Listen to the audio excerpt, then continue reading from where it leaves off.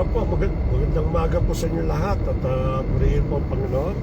At muli nagbabalik po tayo sa live at po ay nagpapasalamat at muli itong opportunity na nagamit natin sa araw na ito. At habang nagtatravel po tayo, maging productive din po tayo.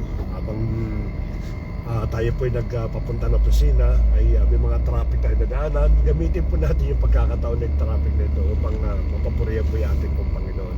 At sa ating pong nakapakinig, patuloy po kayo magandabay sa mga salita ng Panginoon sa ating spiritual food ngayon. At sama-sama po tayo na matuto at magkaroon ng encouragement at maging kaparaanan po ito pang maging positive po lagi yung tingin natin sa buong araw. Magandang umaga po umalis sa inyo lahat. Kasi hindi siya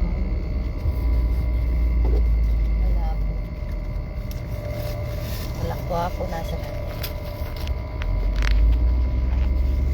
Yun. Hindi ko alam kung lumiwan. O malabo lang sa laki.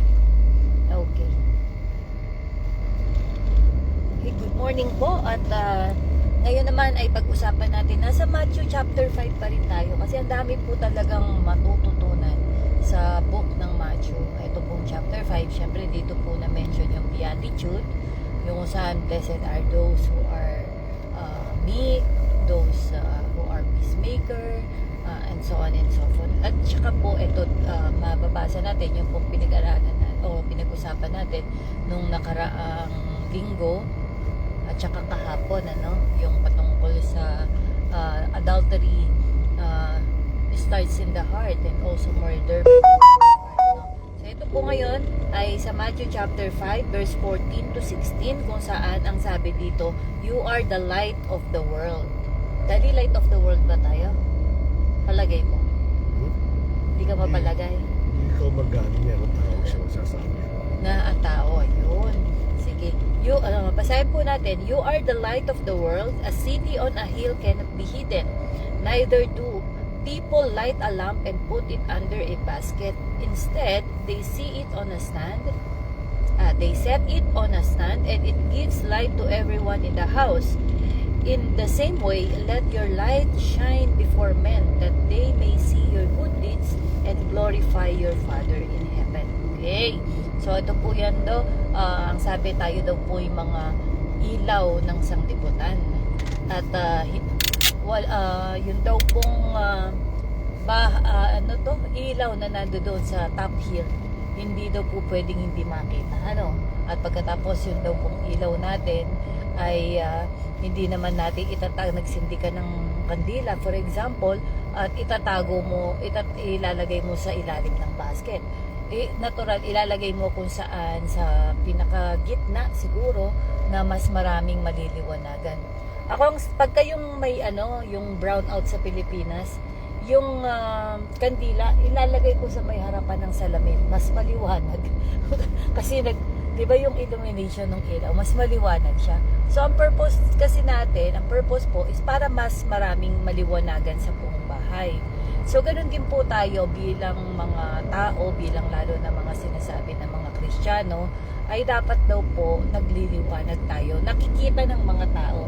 Kasi anong purpose? Bakit kailangan mong ipakita yung liwanag mo? Kasi para sa huli, so that the Father in heaven may be glorified.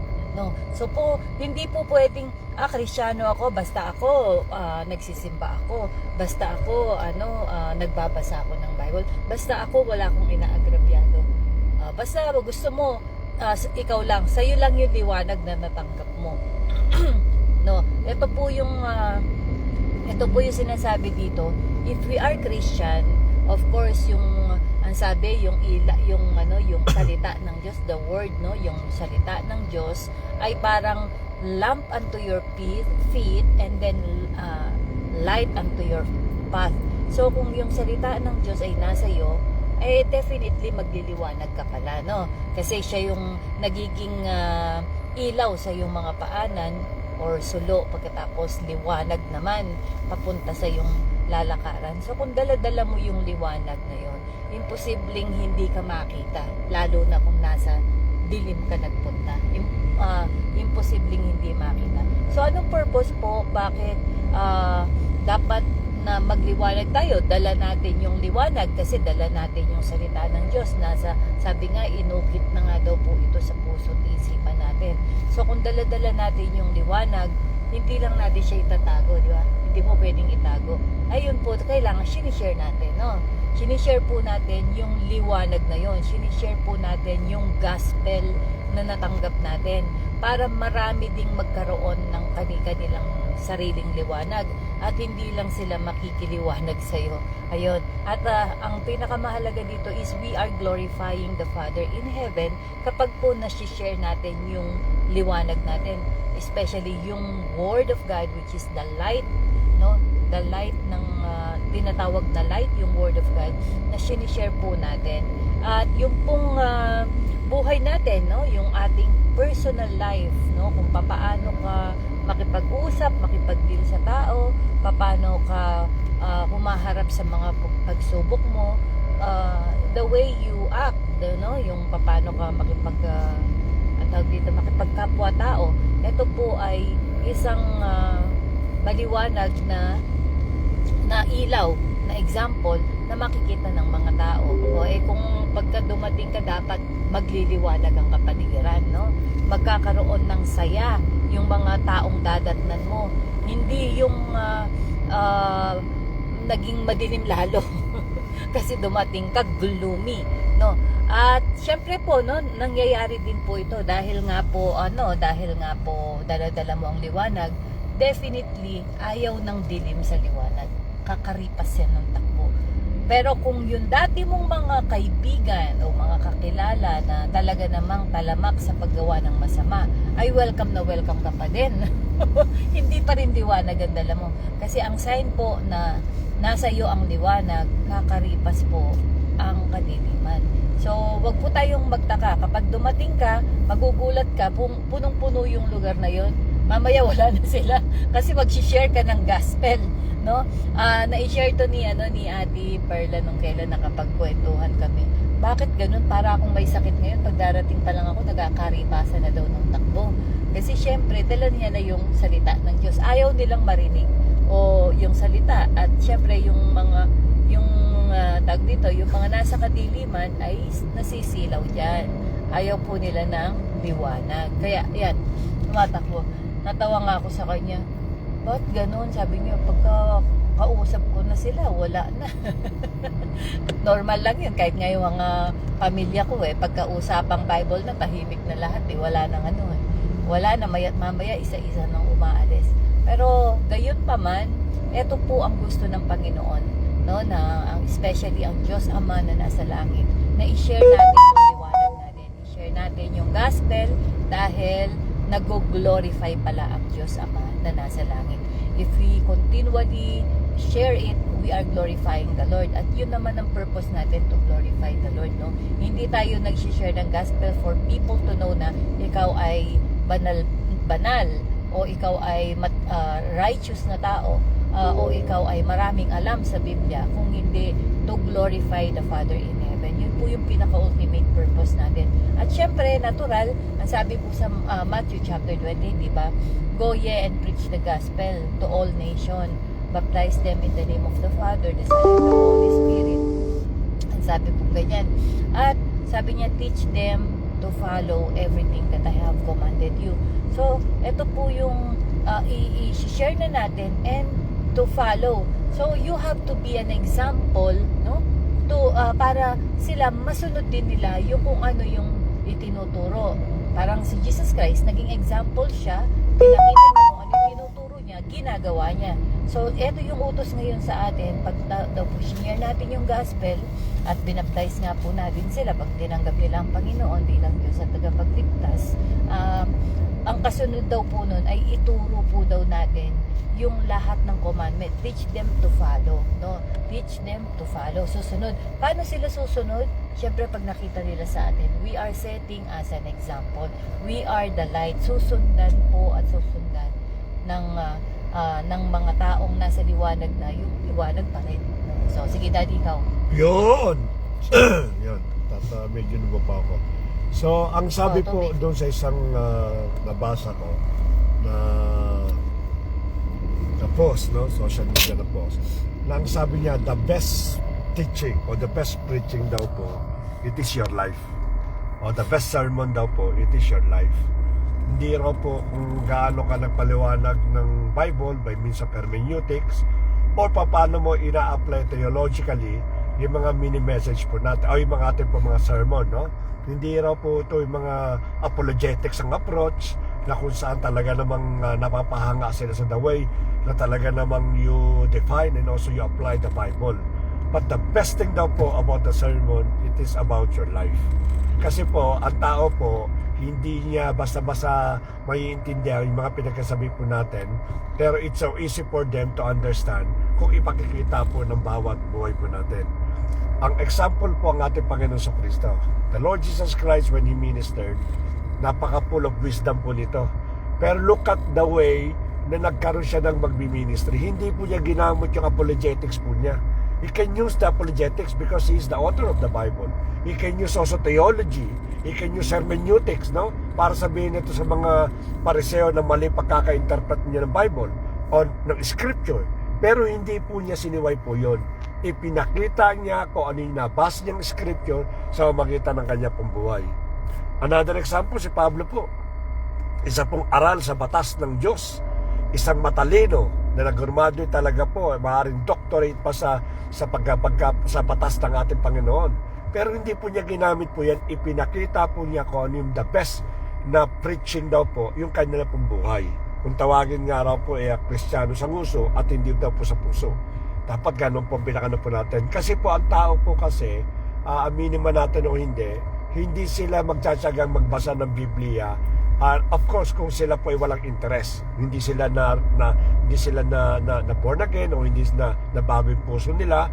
Pero ang mahalaga po para sila magkaroon ng interest about the Word of God is pakita po sa bawat buhay po natin. Tayo po mga Kristiyano, yung po talaga pong tumanggap sa ating Panginoon, magliliwanag at magliliwanag ka. Imposible hindi po kayo magliwanag. Kaya nga sabi po sa ating pong verse sa Matthew, na sabi daw yung city, hindi rin po pwedeng itago yung kanyang liwanag kasi nasa tuktok daw po ito. So nangangahulugan, ganun din po yung bawat isa po sa atin.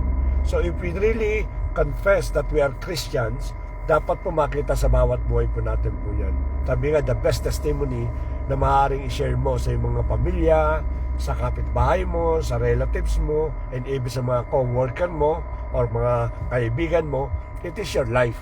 Yun po the best na testimony sapagkat sa mamagitan po nito malalaman nila yung pinaniniwalaan po natin o yung atin nababasa sa Biblia tunay nga po sapagkat it happened to our life. Wag lang po tayo makontento by reading it, by listening it. Tapusin po natin by action. Sabi nga, we are not just only listener but also doer of the Word of God. Makita po sa bawat sa po sa atin. Start practicing what you learn. No? Start doing what the Word of God you read or even you listen, sapagkat sa magitan po nito, magugulat po kayo yung impact po ito sa inyo pong community. Sabi nga, yung isa lamang po na makaroon po ng impact, napakalaking impact na po sa buong community po namin, as a community natin. Kaya dapat po makita po sa bawat buhay po natin yung tunay na pagiging Kristiyano po natin. Christian is not a matter of professing. It is the way how you live on what the Word of God said. Yun ang pinakamahalaga po sa lahat. Dito po natin sinusukat yung pagiging isang Kristiyano at pagiging isang tunay na liwanag ng ating pong Panginoon. Uulitin po natin, the Bible declared that we are the salt and light of this world. Or we are the light of this world. Dapat makita po ito. It is us who eliminates itong napakadilim na ng mundo na ito. Let us remember at our present generations, marami na pong kadiliman na nangyayari. Marami na pong kaguluhan na nangyayari. Ngayon kung hindi pa tayo a-action, hindi pa tayo gagawa ng paraan upang tayo pa'y magliwanag, sino pa sa palagay ninyo ang pwede po makatulong upang baguhin po yung ating pong mundo? So again, encourage everyone to show yung buhay po natin bilang liwanag sa mga tao pong mayroong kadiliman upang sa ganon maiaakay po natin sila sa liwanag. Kung paano nga tumanggap ng liwanag, ganun din po dapat tumanggap ng liwanag itong mga tao ito. God bless po sa inyo lahat. I hope that we encourage everyone to start living an upright life. Ayun. liwanag, dapat nagliliwanag. Pagka madilim, kailangan ng liwanag. So magsilbi po tayong liwanag sa lahat ng lugar na pupuntahan natin, no? Hayaan nyo na tumakbo ang mga dati nating mga kabarkadahan, ano?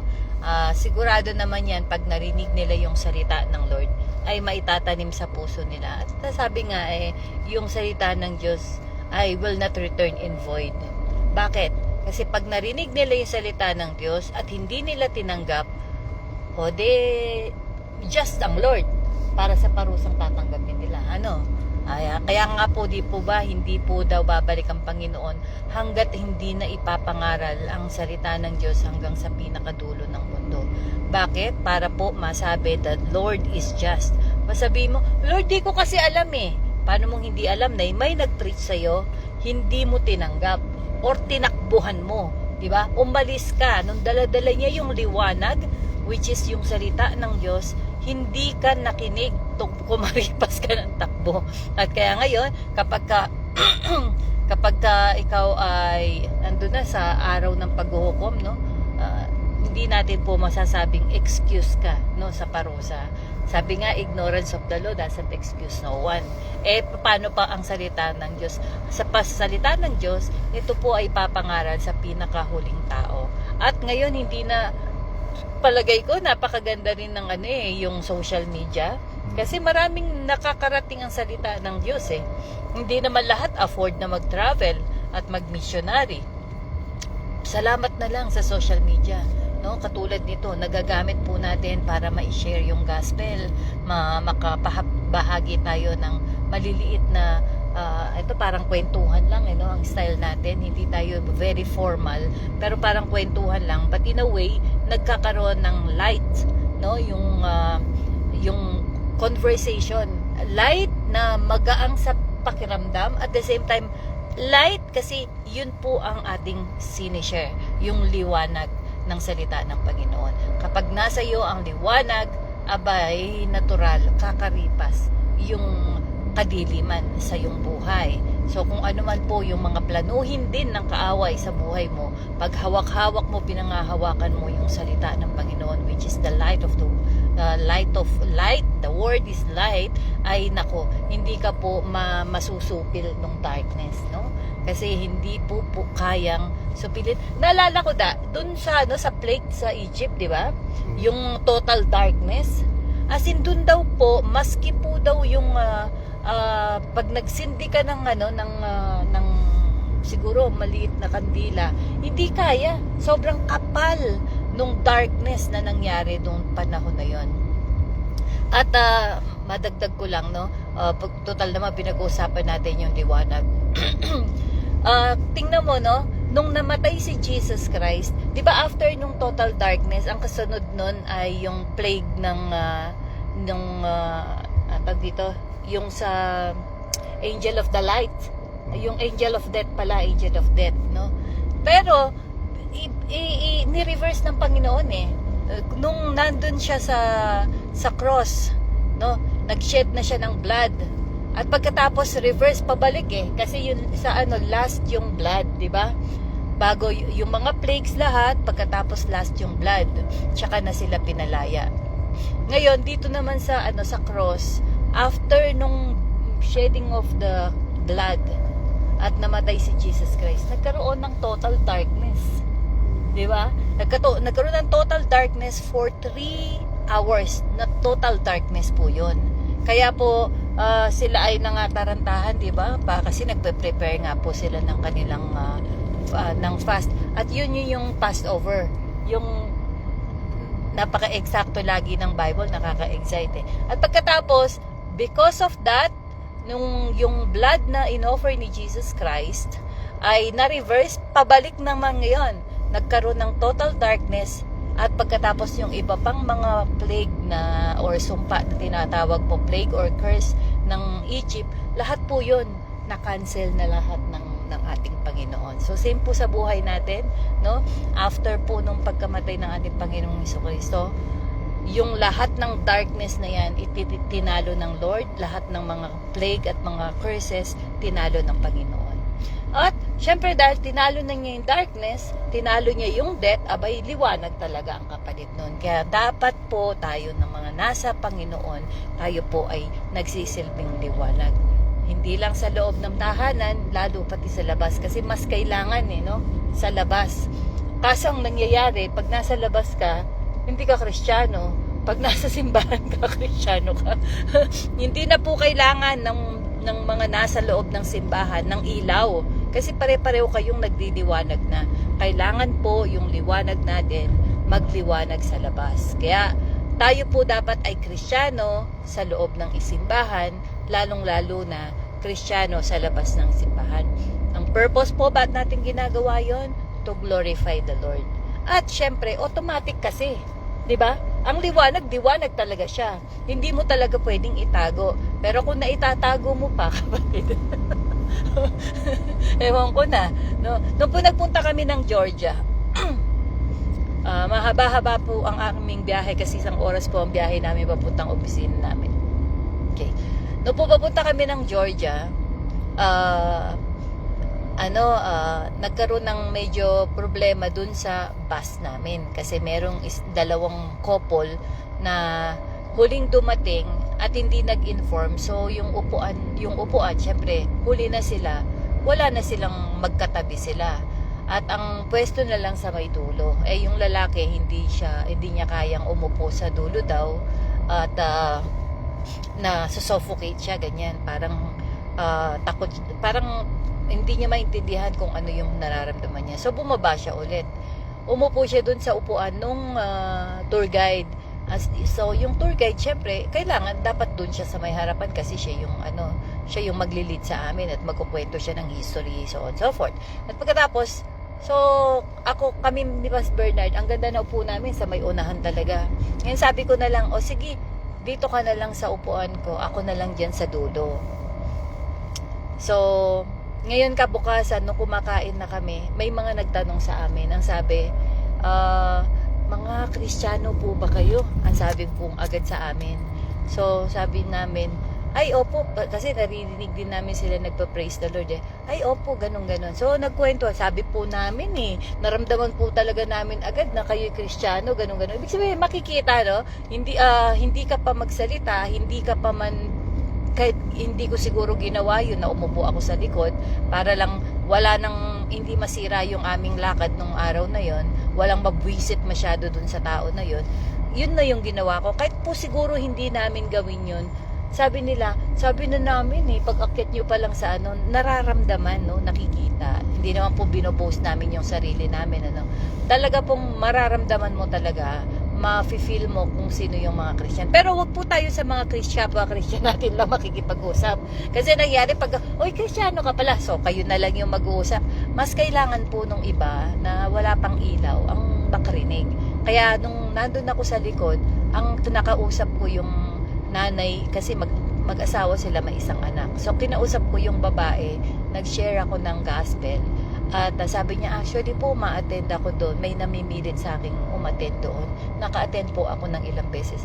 Sabi ko, bakit hindi ka magtuloy umattend?